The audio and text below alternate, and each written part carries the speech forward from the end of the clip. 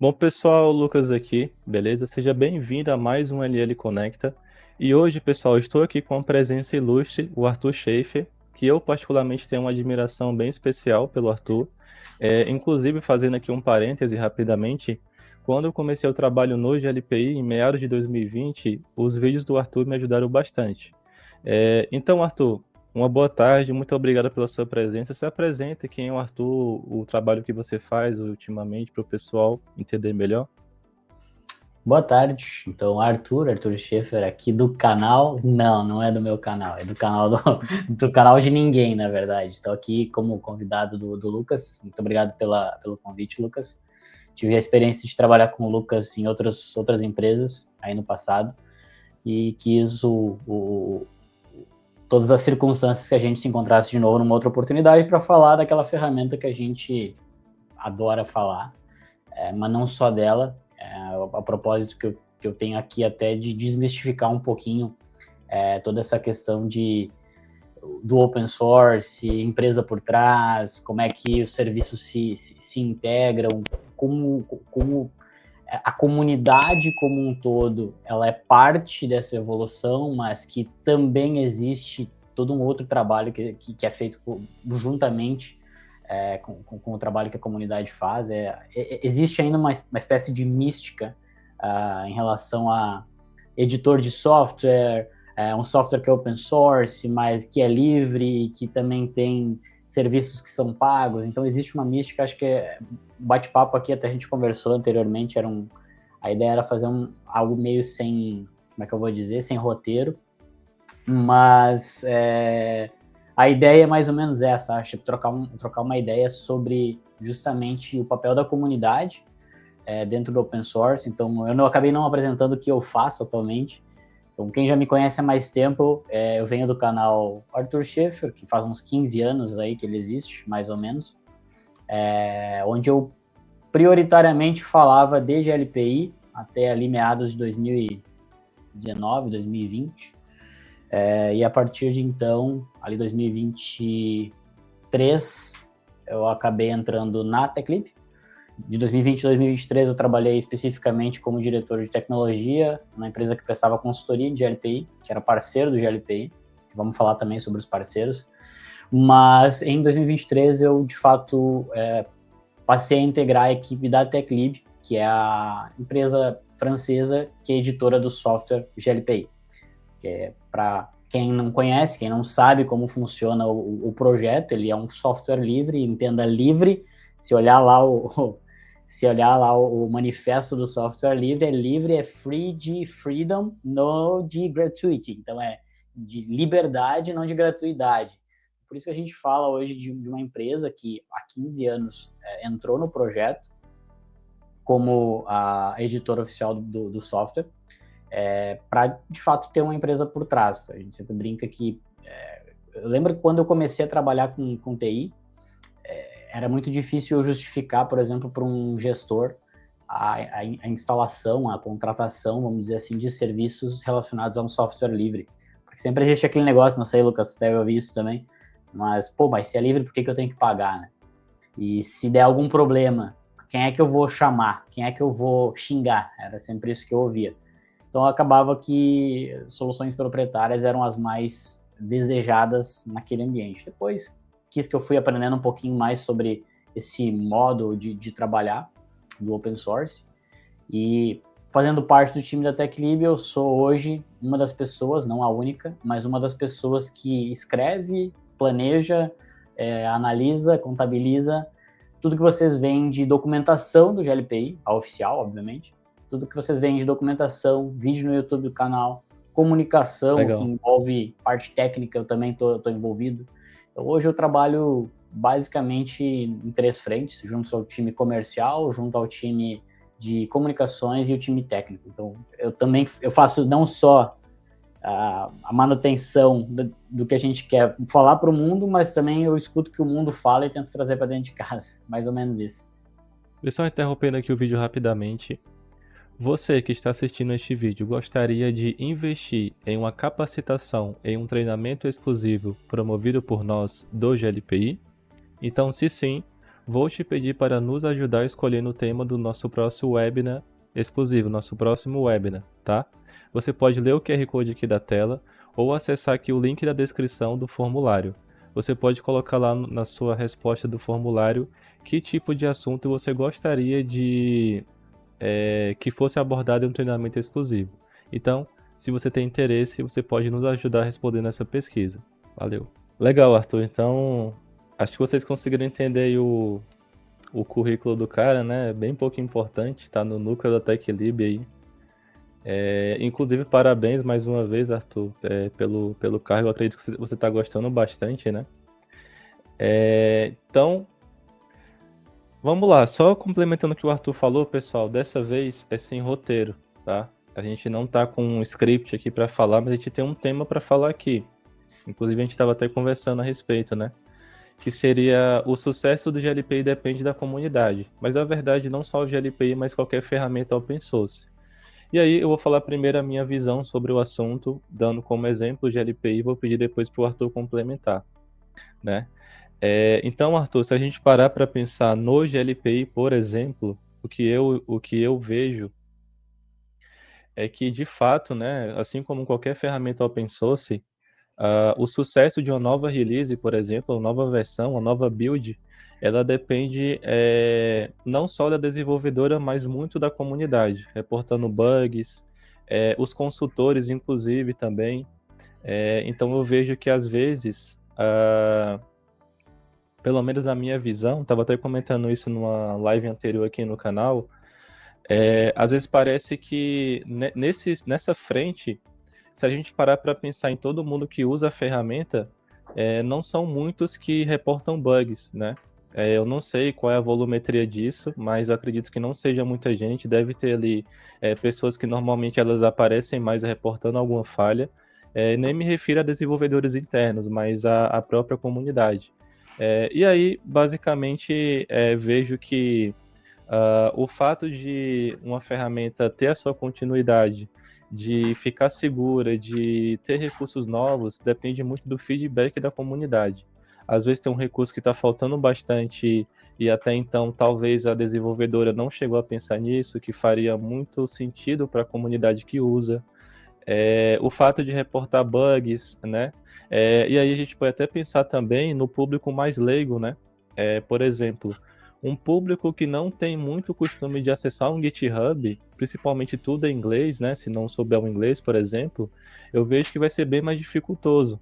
Então pensa naquele cara que só instalou o sistema, mas ele não tem muito conhecimento, ele não consegue identificar se tem um patch de correção para aquilo que ele está sofrendo, ou se alguém corrigiu, né? E aí o fato de você ter mais pessoas ali naquele meio acaba facilitando também a própria comunicação, como você mesmo falou.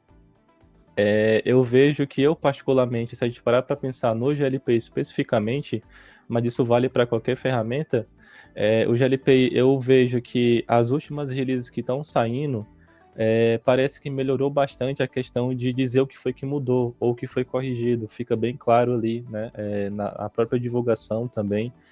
Como tem vários parceiros aqui no Brasil mesmo, aí uma empresa já divulga o que a TechLib postou, aí todo mundo, a informação fica disseminada, né? Acho que isso é bem importante também nessa frente. Então, assim como qualquer ferramenta open source, eu entendo que o sucesso da continuidade depende da comunidade e dos consultores que implantam aquele sistema. 100% de acordo. Eu fiz algumas anotações, pode ser que eu esqueça de alguma das menções que tu fizeste, mas começando aqui por a parte de poucos reportes, poucos comentários, quando a gente fala de open source, eu gosto de sempre dizer que o sucesso de uma ferramenta open source, seja ela o GLPI, seja qualquer outra que vocês forem procurar no mercado, ela depende, de uma comunidade ativa, inclusive o CNCF, eu acho que é Cloud Native... Agora não vou lembrar qual é que é o acrônimo, mas é um dos braços da Linux Foundation. Ela, inclusive, um dos pontos, dos pilares para analisar se um software é saudável, um software livre é saudável, é ver a saúde da comunidade, se ela é uma comunidade ativa ou não. Então, obviamente, se tem um software livre com uma comunidade não ativa, tu tá fadado a ter um software que parou no tempo. É um software que não recebe mais atualização, não recebe mais inovação. Então, sim, a comunidade ela é mais do que importante num contexto de software livre, porque a partir dela a gente tem, primeiro, mais relatórios de bugs e testes, porque se a gente tem mais pessoas usando em ambientes completamente distintos, com soluções distintas, integrações distintas, componentes distintos, tem uns que usam Apache, outros usam Nginx, sei lá como é que se fala isso, né? Nginx, sei lá como é que querem falar Eu isso aí. falo Nginx. Beleza, enfim. Outros usam IS. É meio que muito melhor a gente ter uma infinidade de pessoas reportando as suas dificuldades. A gente também tem tem um termo que se fala, que é MTTR, que é o Mean Time to Resolve, que é o tempo entre incidentes, que ele... Mean Time to Recovery, acho que não é Resolve, estava misturando com uma das coisas do GLP. Quando a gente tem uma comunidade, a gente consegue ter mais pessoas. Até tem uma história bem interessante, para quem é mais antigo. Lá por 2014, a Heartbleed, se vocês procurarem, Heartbleed é tipo sangramento de coração, seria uma tradução livre. Que foi um caso de uma biblioteca do OpenSSL, que é o que usa hoje todo HTTPS do mundo inteiro, a criptografia de protocolo de internet usa o OpenSSL. Inclusive, isso torna o open source presente em 98% dos serviços do mundo inteiro. Então, há de se olhar também para esse lado do open source, mas sem abrir tanto esse leque. Nesse caso específico, em 2014, foi descoberto um incidente de segurança extremamente perigoso, que já estava há 2 anos no software e só tinha 4 pessoas trabalhando na biblioteca.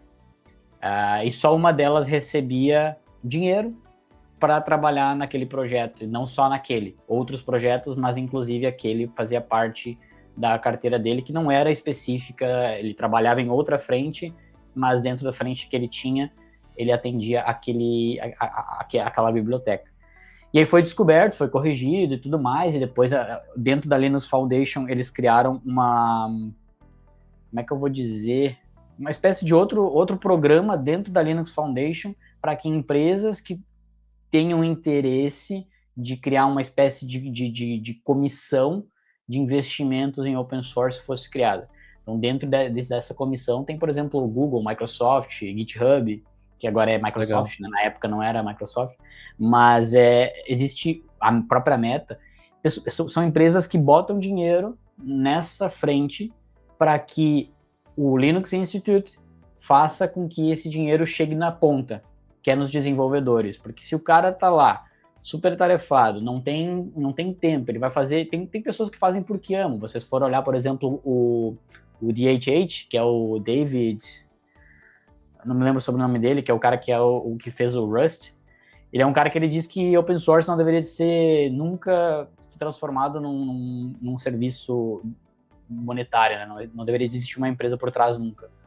Todavia, quando a gente passa a ter serviços muito importantes rodando naquele open source, eu entendo que as empresas têm um interesse sim de que existam pessoas focadas naquele produto.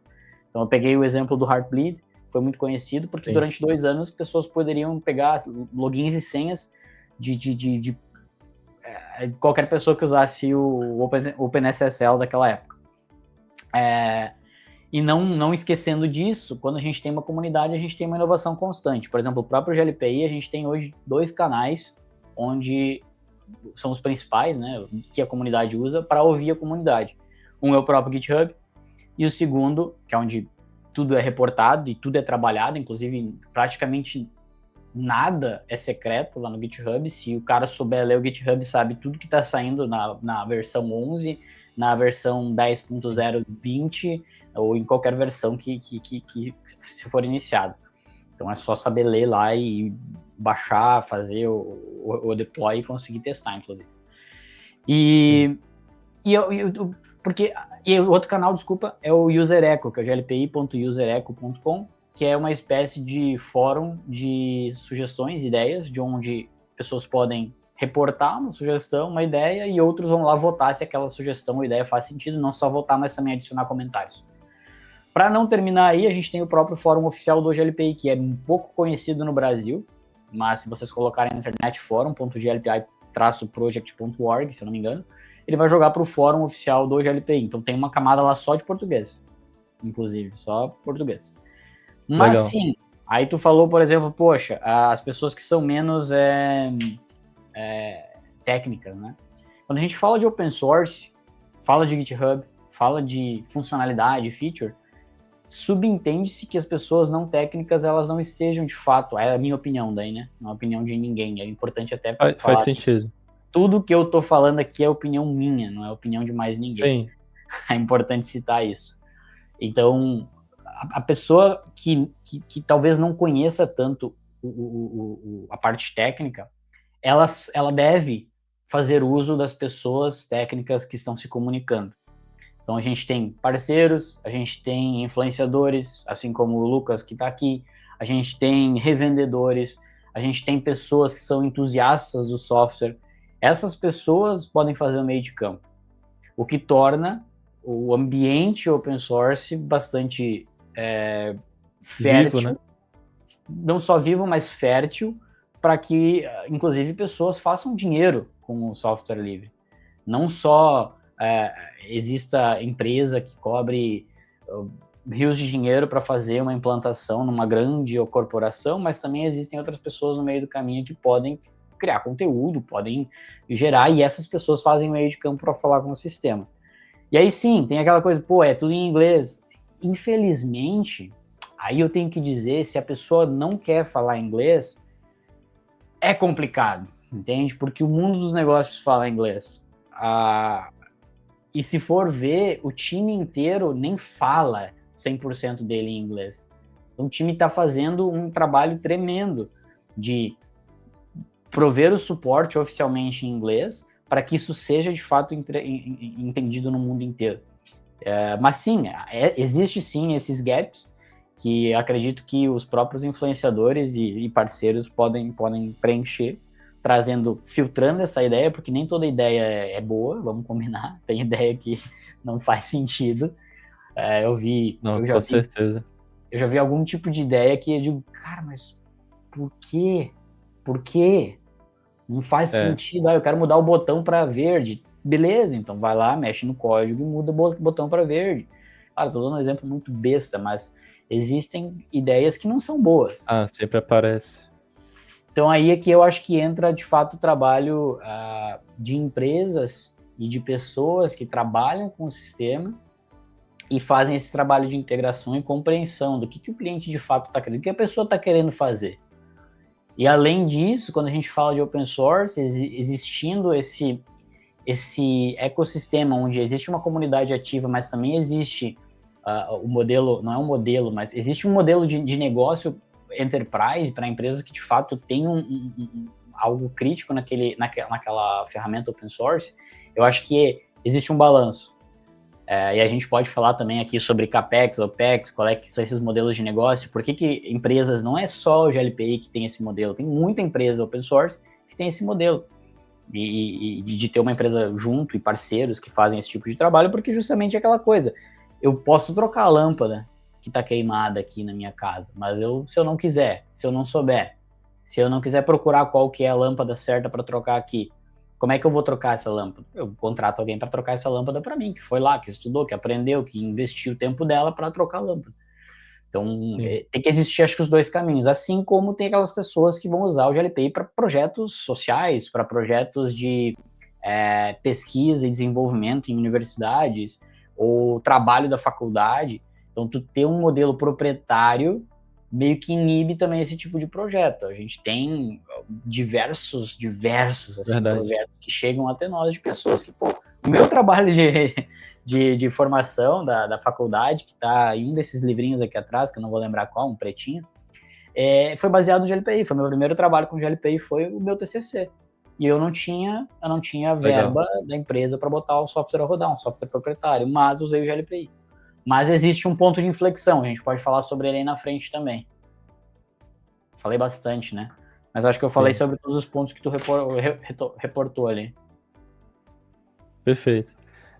Uma coisa que você falou que eu acho bem interessante é o fato da pessoa fazer uma pesquisa sobre o projeto que ela está interessada em usar, o sistema, né?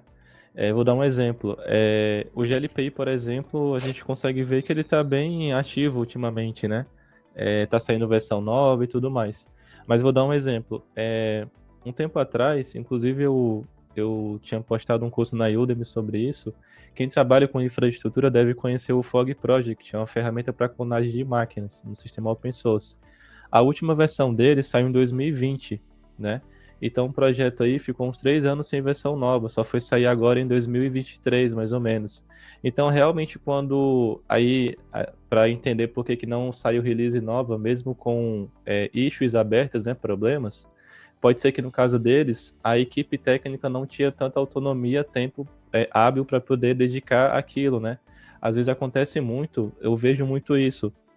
Projetos que às vezes uma pessoa criou, postou, né? Só que não consegue dar conta, porque só tem ela, aí só vai poder ver, né? Tentar resolver um problema no tempo que ela tiver disponível, não tem um retorno para ela. E aí, muitas das vezes, aí uma coisa interessante sobre isso. Às vezes, quando são projetos menores, se não tiver investimento e a comunidade também não quiser apoiar financeiramente, a pessoa vai largar aquele projeto uma hora ou outra, porque ela vai ver que acontece algumas vezes, né? Vai ver que está sendo desvantajoso, que não está rendendo nada para ela, né? Mesmo que seja uma ideia muito boa, às vezes dá a impressão, né, que em alguns casos eu vejo que o pessoal só quer usar, mas não quer contribuir, né, com a equipe, enfim, né? Que nem você falou. Tem um órgão lá, criar um comitê para poder ter uma verba para investir nesses projetos. Só que tem projetos menores que essa verba não, eu diria que não alcança. Aí, se não tiver um apoio da comunidade ali financeiro, querendo ou não, uma pessoa que fez um sistema que ela fez às vezes num laboratório, ela não vai ter tempo de. Inclusive, a gente pode dar um exemplo até de plugin do GLPI. Uma pessoa fez um plugin na versão 9, aí não teve investimento, a pessoa não quis mais desenvolver e ficou parado lá, né? Aí, e agora? O que que vai fazer? Tá, será que outra pessoa vai fazer um fork e vai continuar o projeto? Aí é que tá a questão, né? Isso acontece seguido, né? Geralmente, na verdade, o open source ele nasce assim, né?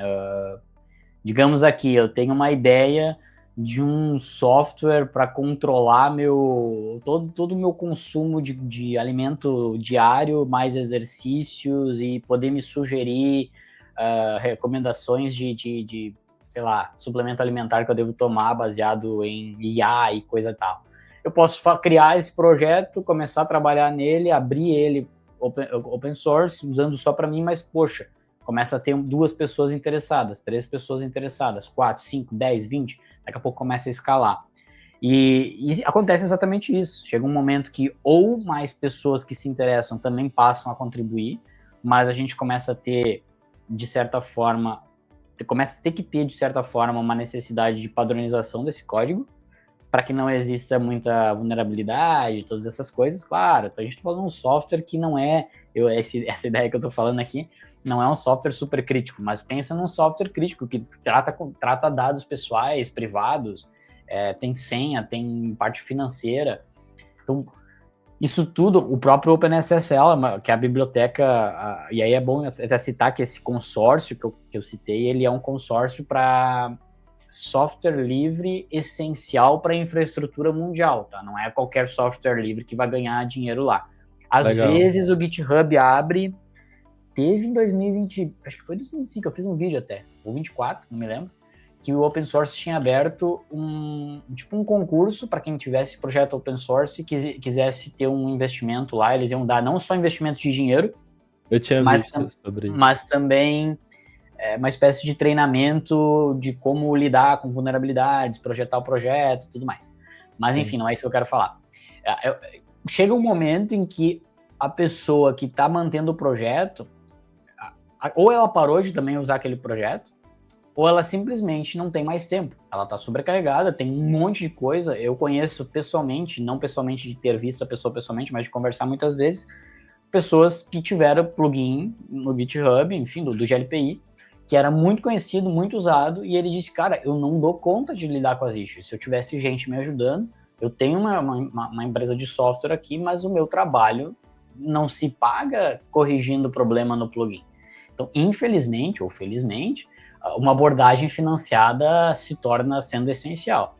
E assim, experiência. Sim. Pedir migalha não funciona. Pedir, vem cá, me ajuda aqui, paga um café, porque tem muito projeto que se abre para esse modelo. Poxa, pagar um café, não sei qual foi o projeto. O próprio OpenSSL, eles tinham aberto isso. Em um ano, se eu não me engano, eles tinham faturado $2.000 através desse modelo de me mande um café. Ao mesmo tempo, a gente olha, por exemplo, a Mozilla, que é a que faz o Firefox, eles têm faturamento milionário anual, porque eles têm empresas por trás que investem neles, e obviamente eles têm contratos com algumas empresas para colocar, enfim, a pesquisa lá no navegador. Eu não quero entrar nessa polêmica também. Eu até tinha botado isso no meu LinkedIn esses dias, sobre se você pagaria por um Firefox que fosse de fato livre no sentido de qualquer tipo de negociação, e que fosse 100% fora de propaganda, né? Mas, enfim, não foi um texto meu, eu gostei do texto, quem quiser ler, tá lá nas minhas redes sociais. O texto é bacana, mas a provocação não é que eu acho que tenha que ter um Firefox pago. Voltando para o nosso assunto aqui. Sim, as pessoas se sentem em algum momento exploradas, para ser muito claro, não estou falando aqui de GLP, estou falando de open source como um todo. As pessoas em algum momento se sentem um pouco sobrecarregadas, exploradas, e ou abandonam o projeto ou montam uma empresa de fato que vai conseguir monetizar em cima daquilo. Verdade. Então, pessoal, eu acho que se a gente parar para pensar numa frase final, se você... Isso está bem comum hoje em dia, né? Tem muita ferramenta open source. Se você usa na sua infraestrutura um GLPI da vida, um Zabbix da vida, um Tactical para acesso remoto, um Big Blue para acesso remoto, reunião, né? Tem muita ferramenta open source, Jitsi, muita ferramenta. A sua contribuição, por mais que mínima, por mais que possa parecer mínima, ela é muito importante para a saúde dessa ferramenta, tá? Então, sempre que você puder, vá lá, reporte o bug que está acontecendo, veja se não saiu versão nova, porque é importante também, eu vejo que é importante você ver se você não está vulnerável. Às vezes sai uma versão nova e você não sabe, mesmo que a ferramenta avise. Muitas das vezes tem muita gente que negligencia atualizar a ferramenta, né? Às vezes até por... Não vou nem dizer preguiça, mas às vezes eu acho que é porque o pessoal se conforma, não, tá funcionando, então não vou atualizar não, né? Tá de boa. Mas não faça isso, né? Se tem uma atualização, tem algum motivo. Corrigir bug ou falha de segurança. E aí, pessoal, pra gente não se estender muito aqui, espero que vocês tenham gostado desse primeiro aqui, que seria referente à questão do sucesso do open source, mais ou menos essa a ideia. Vou deixar a bola pro Arthur falar alguma palavra final, se ele quiser. Se quisesse, eu teria mais uma meia hora para falar aqui. Porque tem muita coisa para falar.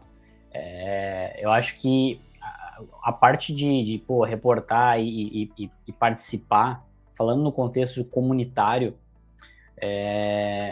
existem várias formas de ajudar o projeto. E pagar pelo suporte não é ajuda, porque tu tá contratando um serviço. Então, pensa sempre nisso.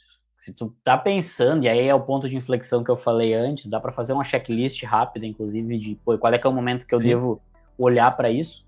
Mas, como a gente tem aí, falando por alto, a maioria dos modelos de open source que tem uma empresa que não financia o projeto, que tem pessoas dedicadas ao projeto, ela segue 3 linhas. Ou o suporte pago, ou então as distribuições em cloud. Então a gente consegue ver N empresas aí oferecendo em cloud, o próprio editor do software oferecendo uma nuvem daquele serviço. E modelos de assinatura para quem faz, por exemplo, as instalações on-premises e tudo mais, ou de parcerias, né? Que é basicamente como o GLPI trabalha hoje. Sem falar aqui de treinamento e tudo mais, que também passa a ser também uma forma da própria empresa financiar o projeto. Mas, falando em termos de auxiliar projetos, quando a gente fala de ajudar o projeto, eu sempre brincava no meu blog que tem N maneiras de ajudar. Seja ela ajudando com documentação, seja criando conteúdo local no teu idioma ou no teu mercado. Eu trabalho com marketing e eu achei uma maneira de usar o GLPI no marketing. Então vou falar sobre isso para o meu público, tá ajudando o projeto. Eu encontrei um bug, eu vou lá no GitHub e reporto o meu bug. Não só reporto, continuo interagindo com o bug até ele ser corrigido ou entender que, eu estava errando. Ou então, eu posso, inclusive, falar sobre a ferramenta ou auxiliar aqueles que estão trabalhando com a ferramenta a encontrar novas soluções. Então, essas 3 frentes, elas não são necessariamente custosas monetariamente, elas são custosas de trabalho. Então, isso sim também é open source, também é ajudar com o open source. E aí eu poderia pegar aqui, por exemplo, três outros modelos que funcionam bem com esse modelo de empresa mais comunidade. Seria o Red Hat, todo mundo já deve ter ouvido falar o Red Hat, que é o sistema operacional Linux. Tem o Elasticsearch, que é um motor de busca open source, que tem suporte pago também. E o próprio MongoDB, que é NoSQL, né? É um banco de dados NoSQL gerenciado na nuvem, que também tem suporte. Então são projetos que muita gente ajuda, auxilia, coloca a mão, mas que também tem um modelo de empresa por trás. E aí, o ponto de inflexão que eu gostaria de trazer para a gente é: se vocês chegaram num ponto de, eu tenho um risco de conformidade na minha empresa, eu não tenho mais capacidade interna do meu time dar conta daquela ferramenta, a escala subiu demais, a minha empresa cresceu muito e eu estou tendo que jogar esse produto para muita gente dentro da minha empresa. A cadência de atualizações, ela tá se tornando grande, o que, por um lado, e até teve uma discussão no grupo do Facebook sobre isso, tem atualização a cada mês, então a ferramenta não é segura. Eu acho pelo contrário, que se tivesse toda semana seria, inclusive, bastante interessante, porque significa que toda a vulnerabilidade está sendo corrigida. Mas, enfim, quando a cadência de release começa a ser alta, começa a se tornar difícil fazer teste, prototipagem, homolog, fazer rollback, todas essas coisas começam a se tornar complicadas, o que acaba entrando no segundo ponto que eu falei, que era a capacidade do time interno. Mas então, se a cadência ela se torna meio alta e as dependências da empresa com aquela ferramenta são críticas, como eu falei, sistema operacional, um banco de dados, o próprio GLPI atendendo N departamentos, que a gente tem hoje milhares de clientes que já fazem isso, usa GLPI na TI, no RH, no finanças. Então, quando tu começa a ter um ambiente diverso e complexo, começa a se tornar interessante conversar com o cara que é especialista naquela ferramenta e, obviamente, talvez até partir para um suporte que seja o do próprio editor, né, da própria fornecedora. Mas aí, obviamente, né, entra naquele questionamento de CAPEX, OPEX, aí tem que começar a entender um pouco mais de negócio, conversar um pouco mais sobre negócio, mas eu acho que esses 5 pontos são importantes, pontos de inflexões, para conseguir perceber que, talvez, além de ajudar o projeto, eu posso dar um passo a mais. Perfeito. Então, pessoal, eu acho que no primeiro momento seria isso. Obrigado, Arthur, pela sua presença. E aí, vou pedir um favor para vocês, você que está assistindo aqui esse vídeo. Se você gostou da presença do Arthur aqui, se você quer uma parte 2 sobre esse conteúdo, até um conteúdo bem interessante, eu acredito, comente aqui, coloque o seu apoio. Chama o Arthur para uma parte 2, porque a gente pode marcar de gravar com o Arthur uma continuação sobre isso, ou quem sabe até uma live também, tá? Então comenta aqui embaixo se você gostou e se você quer uma parte 2 sobre este assunto específico aqui. É isso, Arthur. Muito obrigado pela sua presença. Deixe seu like e se inscreva. Lembrando que as redes sociais do Arthur vão estar na descrição também, se você quiser acompanhar o trabalho dele de perto, beleza? É isso, pessoal. Valeu!